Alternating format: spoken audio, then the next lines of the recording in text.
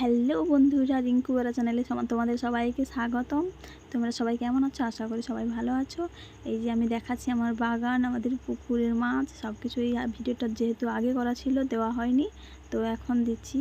সবাই দেখো, কিন্তু ভালো লাগবে। এই যে ভেটকি মাছ আমাদের বাড়ির সবাই মিলে ধরছি, আমাদের ননদের বর সবাই মিলে মাছ ধরছি। এই যে আমি এই মাছটা, ভেটকি মাছটা নিয়ে যাচ্ছি, দেখো।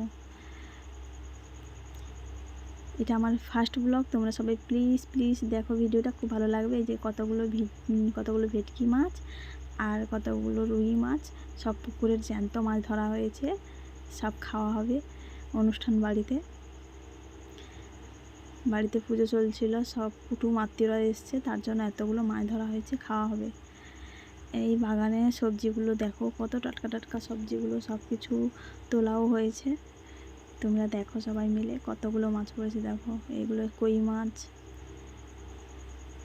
এই সবজিগুলো কতগুলো দেখো, বাড়ি থেকে তুলে নেওয়া হয়েছে। এক বস্তা ঢেঁড়স। তোমরা কারা কারা ঢেঁড়স নেবে চলে এসো। এই ঢেঁড়সগুলো খুব সুস্বাদু। সব ঢেঁড়সের মধ্যে বীজ আছে অনেক। আর এটা একটা শসা হয়েছিল, এটা আমি তুলে নিয়েছি, দেখো ছোট্ট একটা শসা।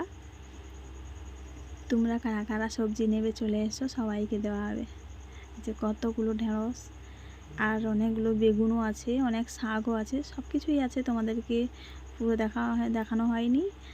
তোমরা যদি দেখতে চাও তাহলে পরে ভিডিও করে আবার দেখাবো। অনেক কলমি শাকের বাগান আছে।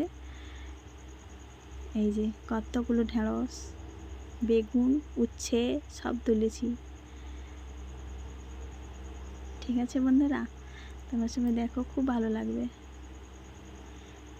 বাগানে টাটকা টাটকা সবজির স্বাদই আলাদা। সবজি, মাছ সব কিছুর স্বাদই আলাদা। আর এই ঢেঁড়সগুলো একদম সবুজ সবুজ, কত সুন্দর লাগছে দেখতে, দেখো।